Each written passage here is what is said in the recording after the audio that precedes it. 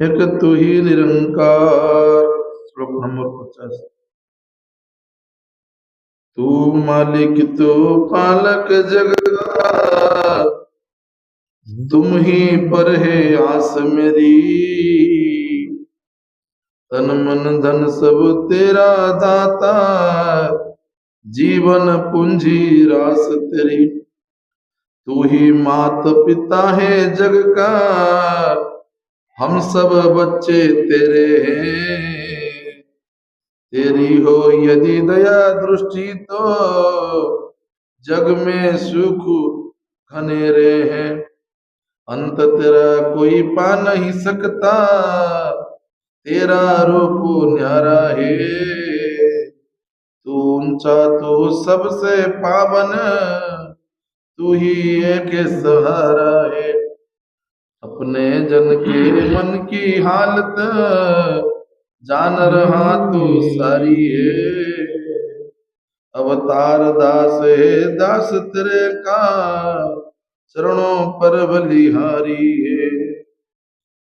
तू मालिक तू पालक जग का, तुम ही पर है आस मेरी। तन मन धन सब तेरा दाता, जीवन पूंजी रास तेरी। सत्संग जी प्यार से बोलिए, धर्म काट दे। सत्संग जी सतुरुंगर अपार अनुकंपा सहजरे ये प्रभुଙ୍କ सहित जोड़िଛନ୍ତି ଏବଂ जोड़ी ରହିବା ପାଇଁ ମଧ୍ୟ ସହଜ ମାର୍ଗ ଦେଇଛନ୍ତି। सेवा स्मरण सत्संग, सेवा स्मरण सत्संग ही प्रभुଙ୍କ सहित जोड़ी रखे। एथिରୁ को गोटे ମଧ୍ୟ अभाव घटिगले सत्संग सहित प्रभुଙ୍କ सहित जोड़ी होबारे बाधा आसे। ये नीतिदिनिया अनुभव मध्य, नीतिदिनिया अनुभव कई मध्य मासे 15 दिन 2-3 मास 6 मास वर्ष यदि सत्संग अलग हो जाउची बा सत्संग मध्य आसुची सेवारे कौन भाव रखु नाही। सत्संग सेवा उभय अच्छी स्मरण सहित ध्यान नाही, तार मध्य प्रभुଙ୍କ सहित जोड़ी होवाटा बहुत कष्ट। सज्जन मंडली ये सहज मार्ग सतगुरु बड़ सहज मार्ग रे संसार को उद्धार करिया चाहते। सारा संसार विश्वास देवाक चाहते, सारा संसार को विश्वास देवाक चाहते जे परमात्मा ही होचନ୍ତି सब किछि। ये परमात्मा जदि कहीं मध्य आश्रा रखे, भरोसा रखे, परमात्मा ऊपर भरोसा रखे, तेज मध्य तार जीवन आनंद रे भरी जीव। परमात्मा भरोसा रखा जरूरी अच्छे। यदि परमात्मा भरोसा ही नहीं, भरोसा तो क्या ही करिया पड़ो। यदि परमात्मा भरोसा नहीं तो भरोसा क्या करा जाए? निजर बुद्धि उपरे, निजर बल उपरे, निजर परिवार उपरे, निजर परिवेश उपरे, प्रकृति उपरे भरोसा करा जाए। पुरुष को छाड़ी जाए, परम तत्व को छाड़ी दिया जाए, प्रकृति उपरे भरोसा करा जाए, या हेले ता हबो। बा ए प्रकार पूजा कले ए प्रकार मोर साधना सिद्धि हो जीवो। प्रकृतिर पूजा आरंभ हो जाए। ये प्रकृति पूजा जोगु जेहेतु प्रकृति निजे ही स्थिर नुहे, प्रकृति स्थिर नुहे, प्रकृति परिवर्तनशील। जहाँ आज आम नुआ देखुचे सी निश्चय समय क्रम पुराणा हो। जे आज खूब भल लगुच काली सी भल लगे मांदा लगे। जे आज हुए तो निजर लगुच सी काली निश्चय भितर बाधा सृष्टि हो, किसी ना किसी प्रभाव आसीज जे कह ना केते दिन या निजर करी भरोसा तुटी जीव। संसार ये प्रकार भाव आम देखी आसुचे, जीवन आरंभ रू देखी आसुचे, तथापि मध्य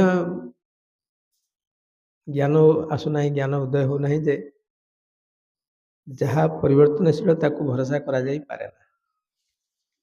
जहाँ परिवर्तनशील, जहाँ संसार स्थिर नुहे, स्थायी नुहे, ता सहित जोड़ी हेले जीवन मध्य अस्थायी रहिबो, जीवन मध्य अस्थिर रहिबो।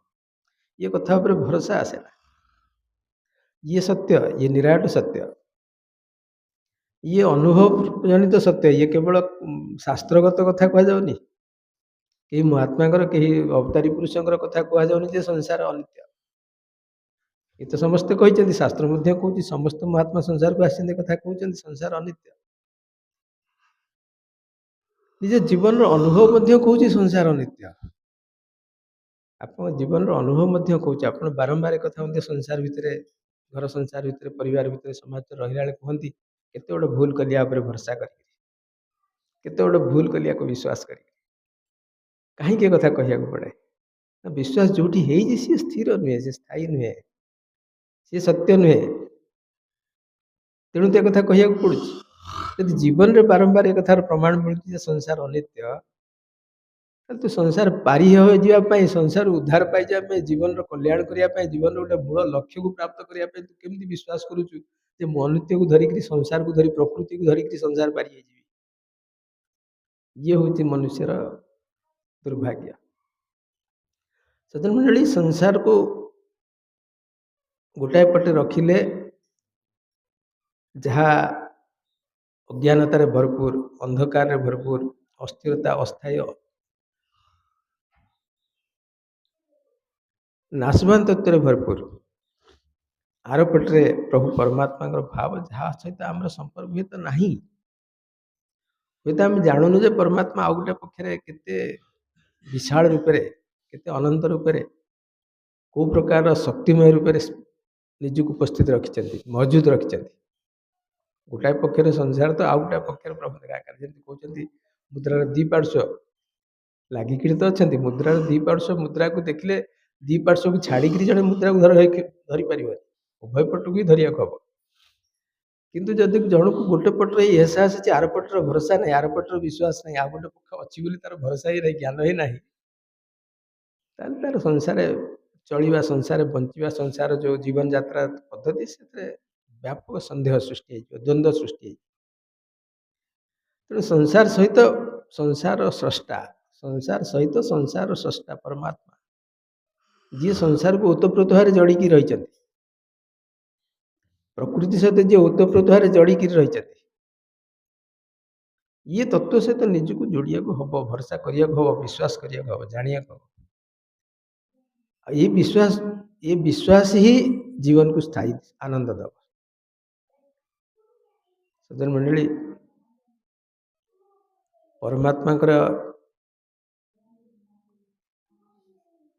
परमात्मा को व्यतीत संसार स्थान ही नहीं महात्मा कहते परमात्मा को छाड़िले संसार स्थान नहीं महात्मा ये कथा तोर जीवन अनुभव आसी जा कथा ये मनुष्य तू ये कथा को जीवन अनुभव करना कथा हाँ ये कथा सत्य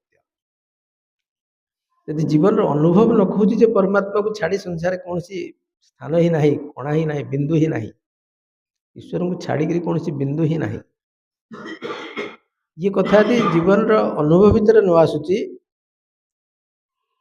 ताहले मनुष्य जीवन लक्ष्य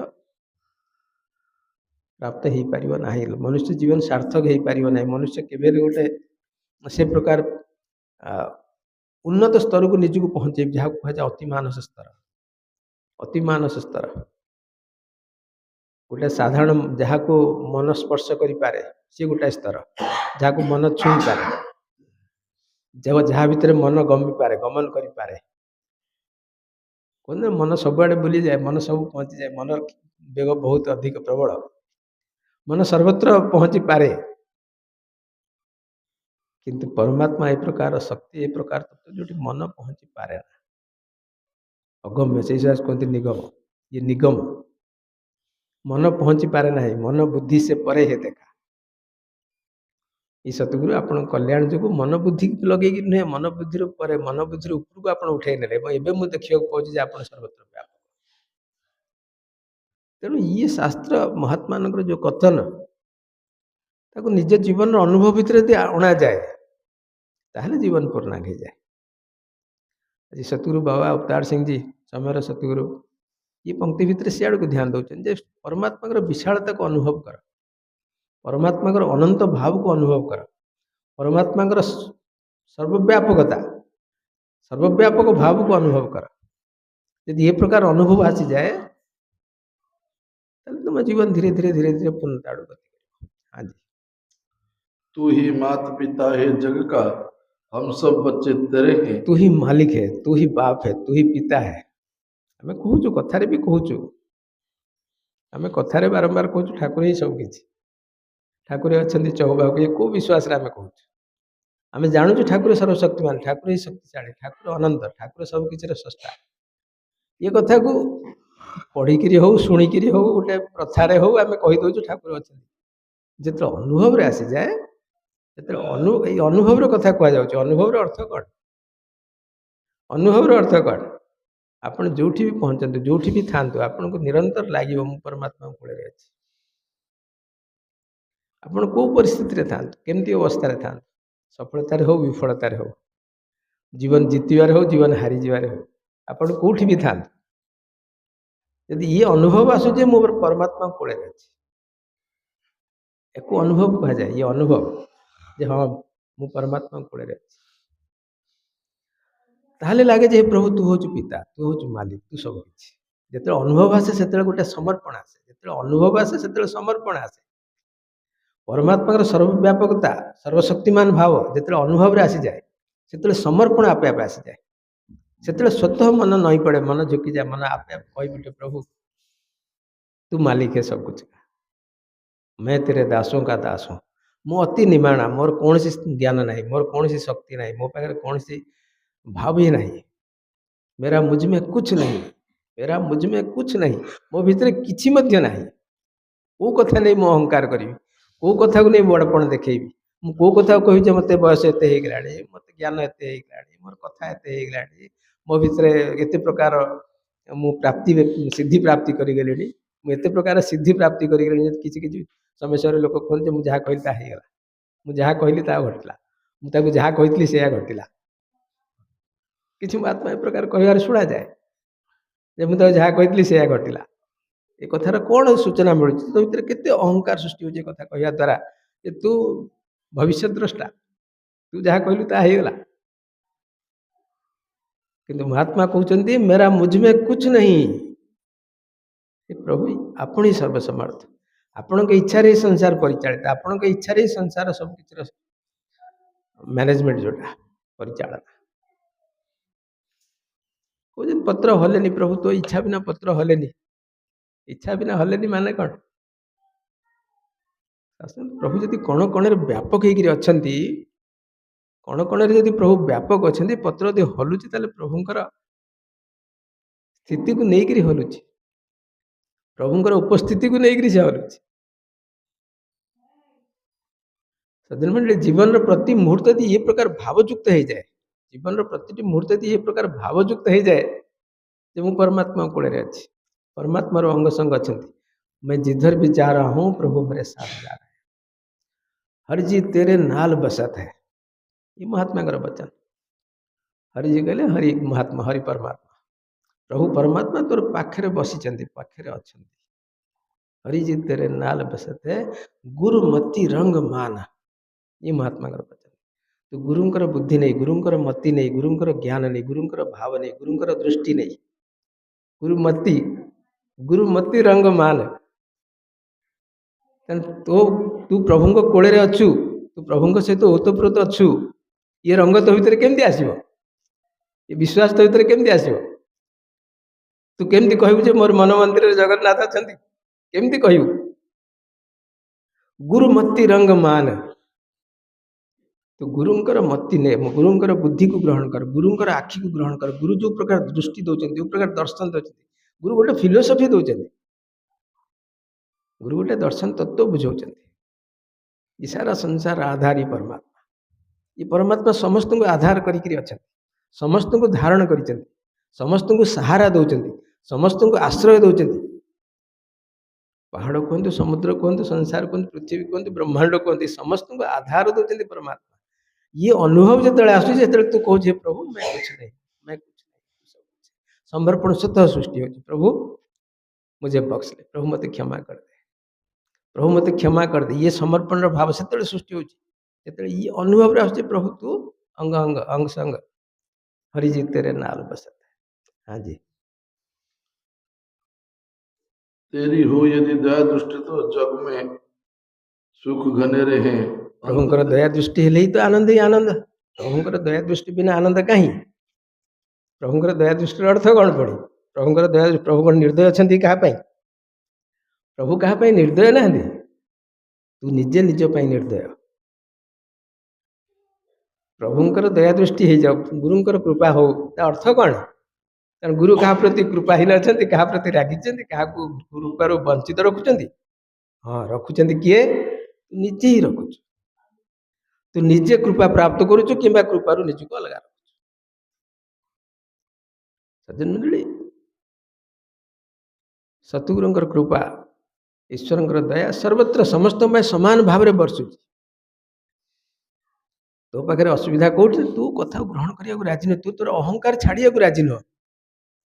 ତୋର ମନ ଦବିବାକୁ ରାଜି ନୁହେଁ। ତୋ ମନ ତଳେ ନଇବାକୁ ରାଜି ନୁହେଁ। ତୁ ଏ କଥାକୁ ଗ୍ରହଣ କରିବାକୁ ରାଜି ନୁହେଁ।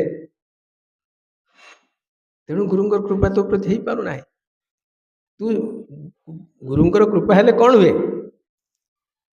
ଆନନ୍ଦୀ ଘନରେ ଜୀବନ ସାର, ଜୀବନ ଆନନ୍ଦମୟ ହେଇଯାଏ। ଜୀବନରେ ଆନନ୍ଦର ସ୍ରୋତ ମିଳିଯାଏ। ଜୀବନରେ ଆନନ୍ଦର ଗୋଟେ ରିଜନ ମିଳିଯାଏ। ଜୀବନରେ କାହିଁକି ମୁଁ ଖୁସି ହେବି ତାର ଗୋଟେ ରିଜନ, ଗୋଟେ କାରଣ ମିଳିଯାଏ।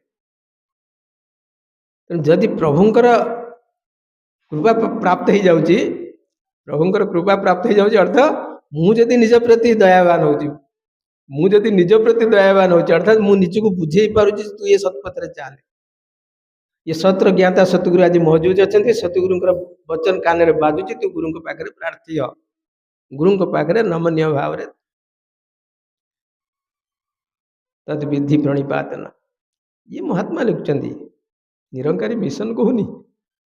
ନିରଙ୍କାରୀ ମିଶନ ସେ କଥାକୁ ମନେ ପକାଉଛି, ସ୍ମରଣ କରାଇ ଦେଉଛି। ନିରଙ୍କାରୀ ମିଶନ କିଛି ଗୋଟେ ଅଲଗା ସଂସ୍ଥା ନୁହେଁ, ଆଉ କୋଉଠୁ ଆସିନି। ଇଏ ଶାସ୍ତ୍ର ଭିତରୁ ବାହାରିଛି। ଏ ନିରଙ୍କାରୀ ମିଶନ ଶାସ୍ତ୍ର ଭିତରୁ ବାହାରିଛି। ଯୋଉ ପାଠକୁ ଭୁଲି ଯାଇଛେ ଆଜି ନିରଙ୍କାରୀ ମିଶନ ରୂପରେ ଶାସ୍ତ୍ର ଆମକୁ ପୁଣି ଥରେ ସ୍ମରଣ କରାଉଛି। ତୁ ପ୍ରଣିପାତ କର। ତୁ ସମ୍ମାନର ସହିତ ଇଜ୍ଜତ ପ୍ରଦାନ କରି, ମାନ ମହତ ପ୍ରଦାନ କରି, ଅର୍ଥାତ୍ କୌଣସି ପ୍ରକାର ଯୁକ୍ତିରେ, ଯୁକ୍ତି ଯୋଗୁଁ ନୁହଁ। ତୁ ଗୋଟେ ଜ୍ଞାନକୁ ଯୁକ୍ତି ବେଳରେ ଗ୍ରହଣ କରିନେବୁ ନାହିଁ।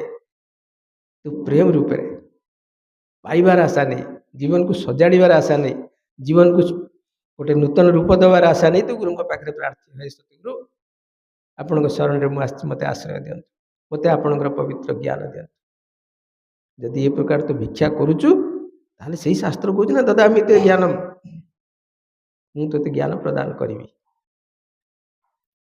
ଆସନ୍ତୁ ସଜ୍ଜନ ମଣ୍ଡଳୀ, ଇଏ ହେଉଛି କଥା ଧର୍ମଶାସ୍ତ୍ରର, ଇଏ ହେଉଛି କଥା ମହାତ୍ମାନଙ୍କର। ଆଜି ମଧ୍ୟ ସତ୍ସଙ୍ଗ ସେଇ ରୂପରେ ପ୍ରସ୍ତୁତ ହେଉଛି ଆପଣଙ୍କ ପାଖରେ। ଆପଣ ସତ୍ସଙ୍ଗରେ ବସି ଇଏ ପ୍ରକାର ଗୋଟେ ଅତି ଗୋପନୀୟ ତତ୍ଵ, ଅତି ଗୂଢ଼ ତତ୍ଵ, ଯାହାକୁ ବାରମ୍ବାର କୁହାଯାଉଛି ଯେ ଇଏ ଅତି ଗୂଢ଼ ତତ୍ଵ, ସମସ୍ତଙ୍କ ଭାଗ୍ୟରେ ନଥାଏ। ଆଜି ସତ୍ସଙ୍ଗ ସେ ଗୂଢ଼ ତତ୍ଵ ଖୋଲିବା ପାଇଁ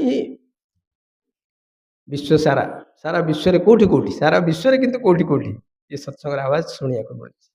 ଆଉ ସେଇମାନେ ଭାଗ୍ୟବାନ ଯେଉଁମାନେ କଥାରେ ନିଜକୁ ଜାଗ୍ରତ କରାଉଛନ୍ତି, କଥା ମାଧ୍ୟମରେ ସଚେତନ ହେଉଛନ୍ତି ଯେ ହଁ ମୋ ଜୀବନ ମଣିଷ ଜୀବନ, ଆଉ କେତେ ଦିନ ମୁଁ ପଶୁ ଭଳି ଚାଲିବି।